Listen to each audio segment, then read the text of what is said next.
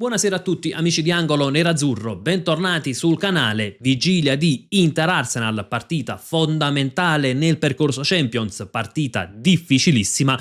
L'Inter però deve avere fiducia delle sue possibilità e cercare di colpire l'Arsenal nei punti deboli, perché anche i Gunners, che hanno fatto finora percorso netto in Champions, hanno dei punti deboli. L'Inter dovrà essere brava ad evidenziarli. Naturalmente nel video andremo a vedere anche quali sono i punti di forza e i punti deboli della squadra di Arteta, come l'Inter potrebbe impostare la partita.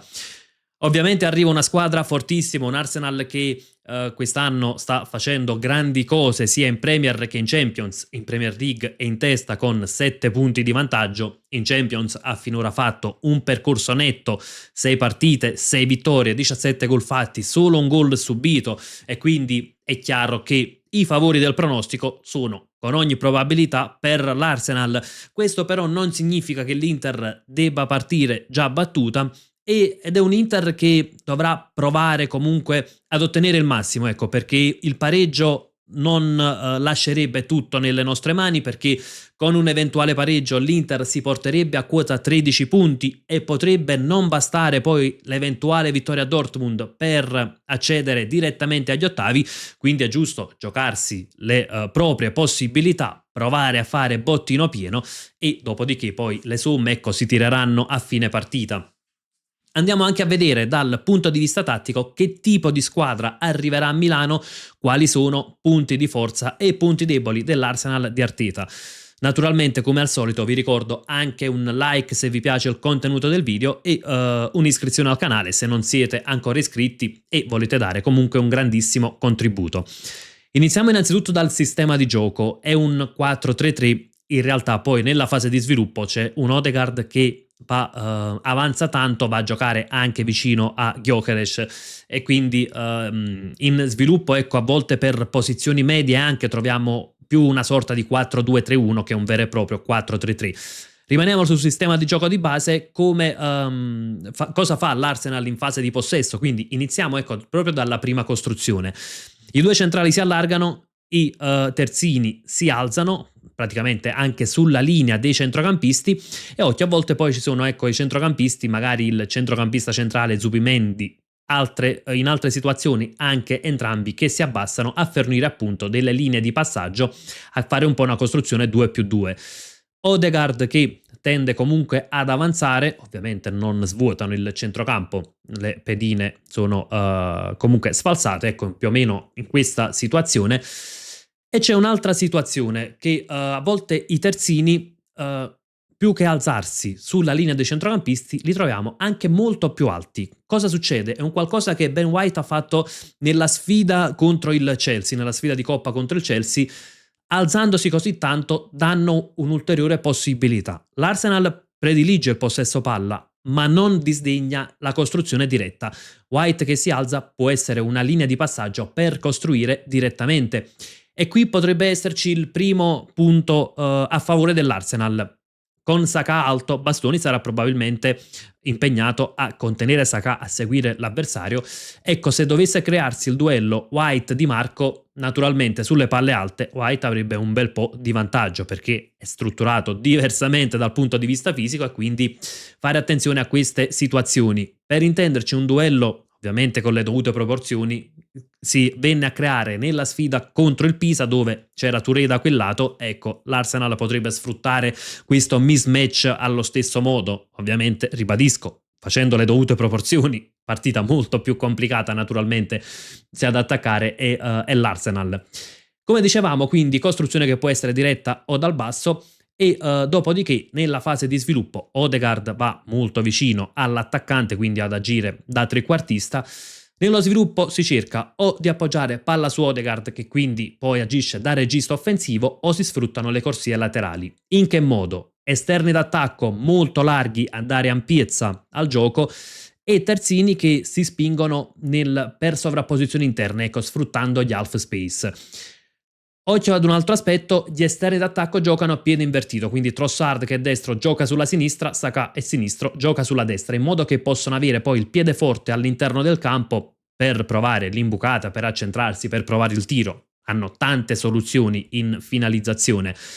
Arriviamo quindi ad un primo aspetto, saranno sovraccaricate le corsie esterne, ci sarà bisogno di un Luis Enrique molto attento in fase difensiva, così come naturalmente di Di Marco, però insomma, naturalmente senza nulla togliere a Luis Enrique, è chiaro che Di Marco dà un po' più di sicurezza rispetto ad un Luis Enrique non sempre impeccabile nelle due fasi.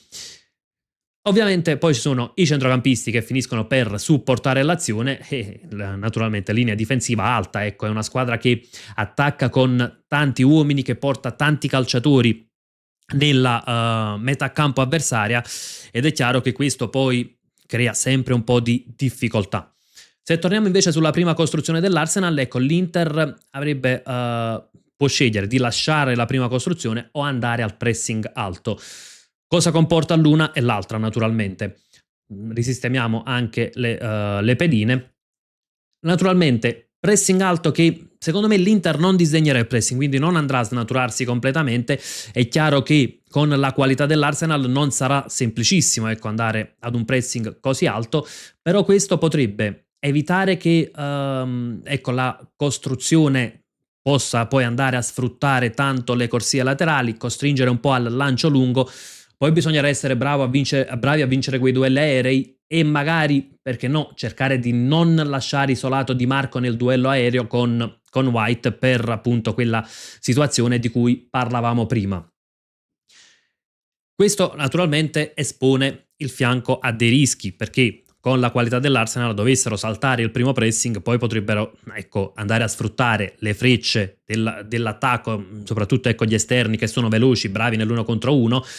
E occhio anche ad un altro aspetto: Timber, che sarà schierato a sinistra, anche lui gioca a piede invertito e quindi quando andrà ad accentrarsi si troverà col destro sul piede forte.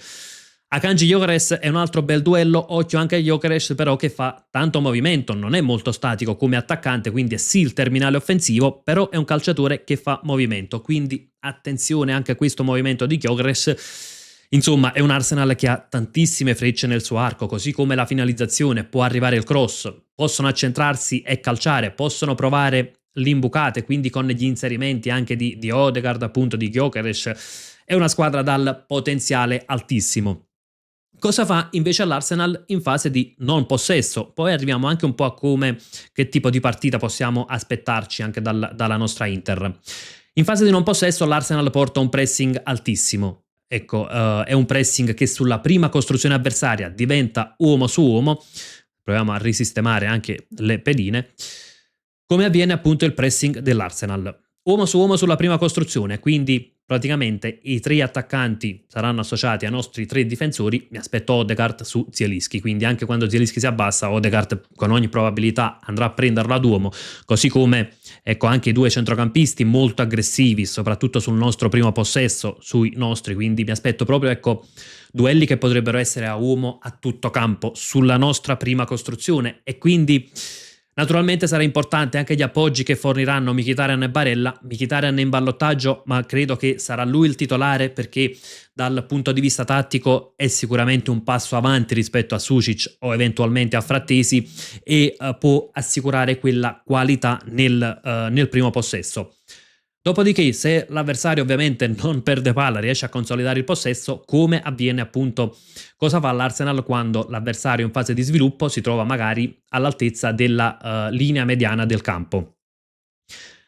Allora, innanzitutto, ecco, è una squadra che non si schiaccia dietro, magari vanno a creare una linea praticamente anche all'altezza della metà campo, che sia con 3 o 4 uomini, quindi a seconda di Odegaard che sia un po' più basso o quindi più o meno in linea con i centrocampisti o vicino a Gyökeres, che magari sono pronti ad aggredire forte, quindi pronti ad alzare il pressing in una determinata circostanza, quando, ecco, c'è la possibilità di recuperare palla, quando ecco, se ad esempio con un passaggio all'indietro o se si controlla spalle alla porta, sono pronti ad alzare subito il pressing.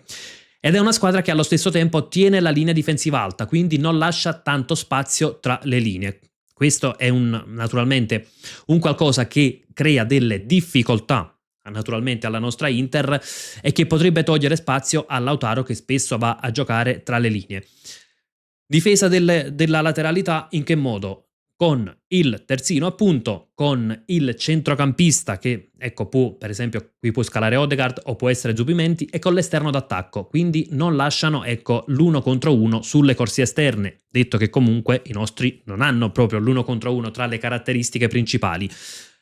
Occhio però ad una situazione, perché sulle corsie esterne possono concedere qualcosa. Quando l'Arsenal, prima che ecco, si ricomponga in fase difensivo, si trova con tanti uomini nella metà campo avversaria, come detto vanno a pressare sulla prima costruzione, non sempre coprono benissimo la lateralità difensiva e quindi cosa potremmo sfruttare? Hanno una linea difensiva alta, non sempre coprono bene la lateralità, si può andare a sfruttare questo spazio alle spalle dei loro esterni. Naturalmente in che modo? Verticalizzando molto rapidamente. E qui in questo caso invece potrebbe essere determinante il lavoro di Lautaro Martinez e di Thuram. Perché ecco, Lautaro può andare incontro e naturalmente se l'Arsenal si trova in pressing alto potrebbe ecco, lasciare spazio per Lautaro. Thuram, ecco, Lautaro e Thuram potrebbero andare a giocare in verticale e quindi cercare di allungare un po' la linea difensiva dell'Arsenal. A quel punto poi ecco, provare appunto gli scarichi sulle corsie laterali e quindi Di Marco da un lato, Luis Enrique dall'altro, quindi ecco ancora una volta ci troviamo che Luis Enrique e Di Marco saranno chiamati ad un grande lavoro. Dumfries sarebbe stata una grandissima freccia nell'arco dell'Inter dal mio punto di vista.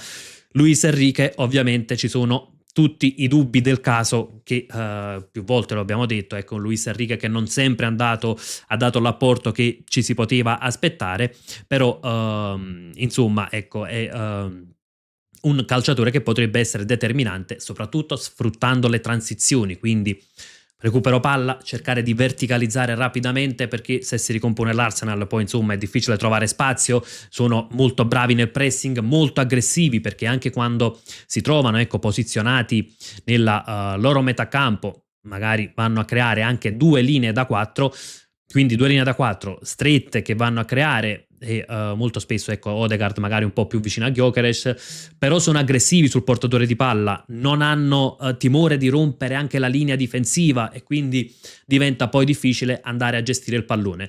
Thuram scelta ideale secondo me in questa partita perché naturalmente con una squadra che ha la linea difensiva alta che attacca con tanti uomini si può sfruttare anche la profondità, quindi non soltanto sulle corsie esterne, anche per vie centrali e naturalmente dovrà essere con Inter brava a verticalizzare.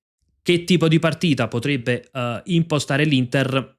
Naturalmente non c'è mai una sola soluzione. Lo scorso anno l'Inter vinse contro l'Arsenal, fermo restando che non era l'Arsenal che rende come quest'anno, con un blocco basso, con le ripartenze, sbloccata la partita, l'Inter riuscì a contenere gli attacchi dell'Arsenal.